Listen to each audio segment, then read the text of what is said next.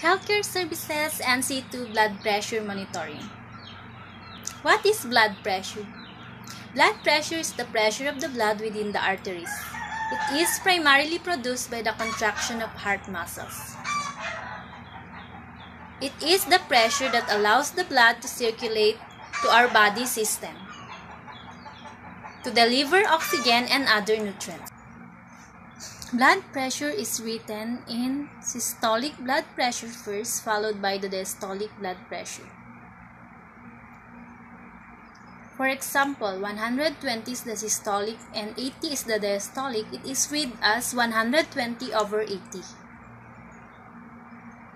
The unit of measurement used in blood pressure is millimeter mercury or mmHg.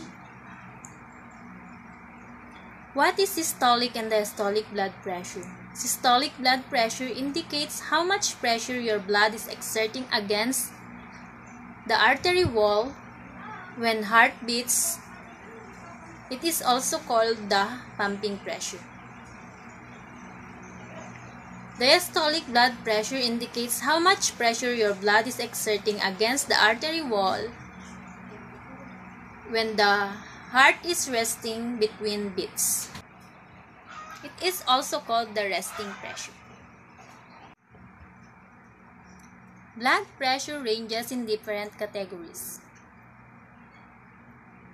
Low blood pressure or hypotension. Less than 120 over less than 80. Normal blood pressure is 120/80. Elevated blood pressure is 121 to 129 over less than 90. Stage 1 high blood pressure or hypertension, 130 to 139 over 81 to 89. Stage 2 high blood pressure or hypertension, 140 or higher over 90 or higher. Stage 3 high blood pressure is higher than 180 over higher than 120. Today, I will demonstrate to you how to monitor blood pressure. But first, we need to wash our hands properly.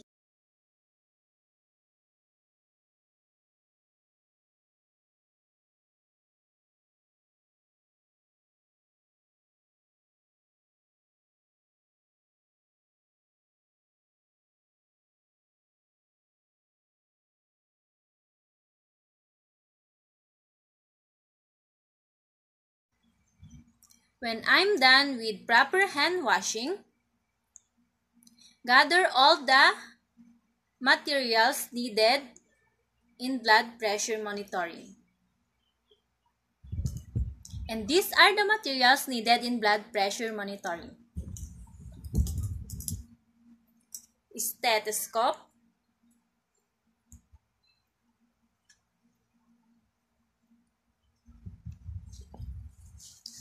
aneroid sphygmomanometer,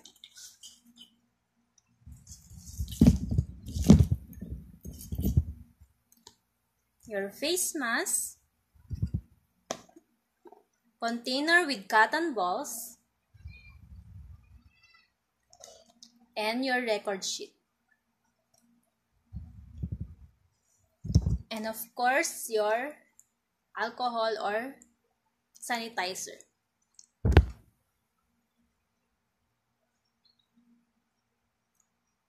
And these are the parts of stethoscope and sphygmomanometer. Stethoscope consists of ear tips, binaural spring, tubing, bell, and the diaphragm.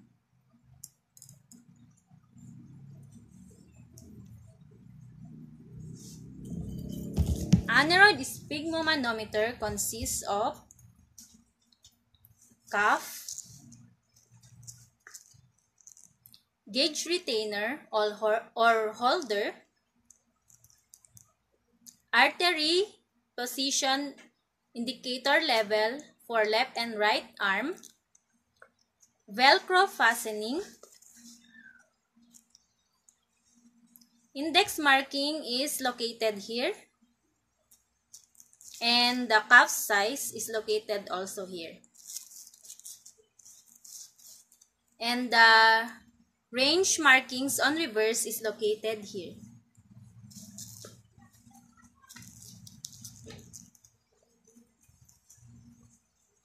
And this is the hose or tube connection, aneroid manometer gauge, inflation bulb, and the air reverse valve.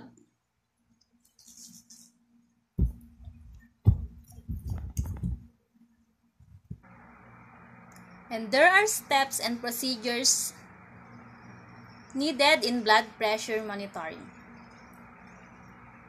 And I will explain to you how to do it. First, prepare the patient. In preparing the patient, allow them to relax for about 5 minutes.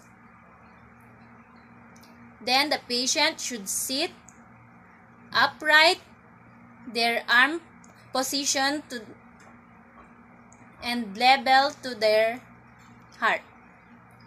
And of course, feet flat on the floor. Then place the BP cuff on the patient's arm. Here. Then palpate or locate the brachial artery so that the brachial markings is point to the brachial artery of the patient. It is positioned 2 finger breadths above the antecubital fossa. This is the antecubital fossa, or the crease of the arm or pit of the elbow. Then, wrap the BP cuff snugly around the arm of the patient, not too tight because this will result to higher BP, and not too loose because it will result to lower blood pressure. Place the stethoscope on the brachial artery of the same arm that you put the BP cuff. Here. Then, hear the strongest pulse sound and place the stethoscope on the brachial artery of the arm. Then inflate the BP cuff. Make sure that the air reverse valve is turned off. Then begin pumping up to the 200 mmHg. Then slowly deflate the inflation valve. In deflating the inflation valve, you need to slowly deflate it because faster deflation will result to inaccurate measurement. Then listen to the systolic blood pressure.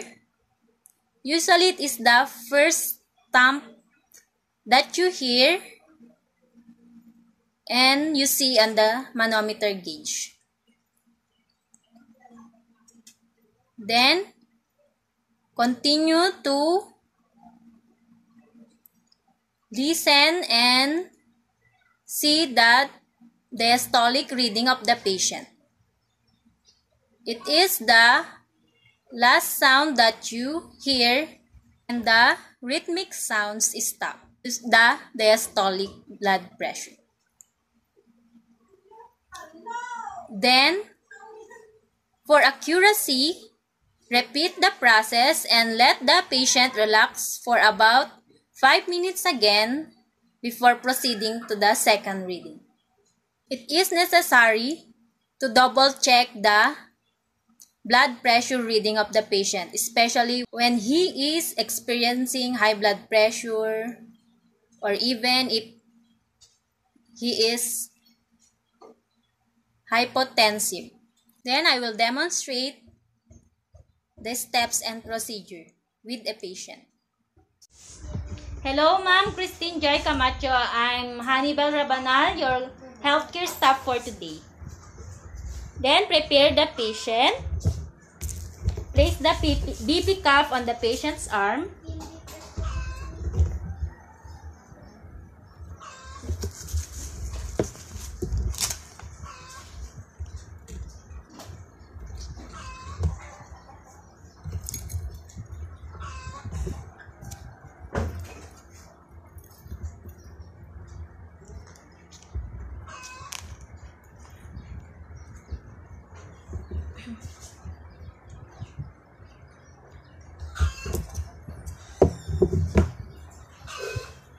Then place the stethoscope. Then inflate the inflation valve up to 200 mmHg.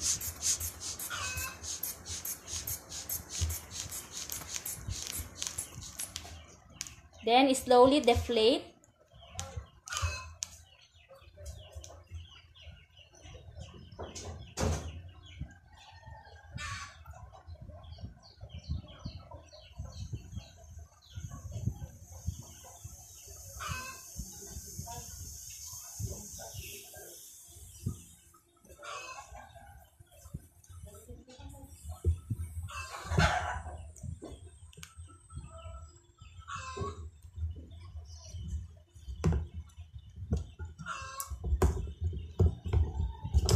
Make sure you take note of the systolic and the diastolic blood pressure of the patient. Then remove the cuff. Deflate the cuff. Okay, ma'am, your blood pressure is normal. It's 120/80. Then record. Then for accuracy, repeat the process after 5 minutes.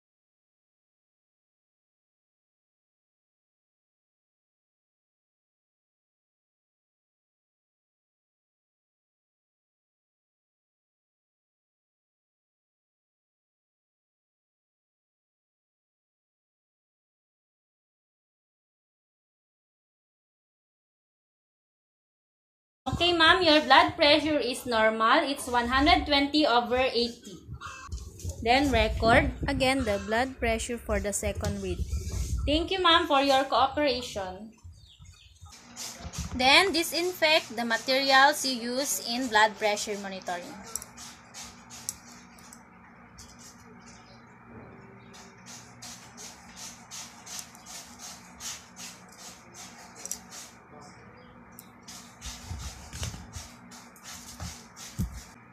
Then perform proper hand hygiene.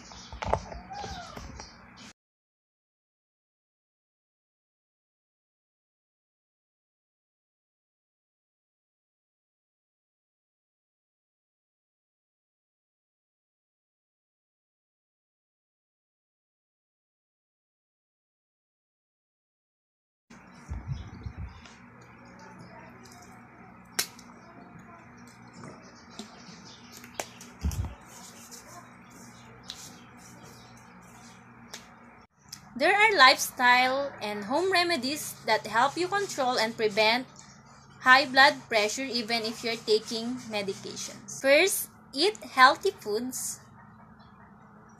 Decrease the salt in your diet.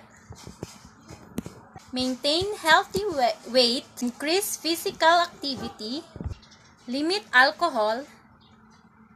Don't smoke. Monitor your blood pressure at home. Practice relaxation or slow deep breathing. Thank you.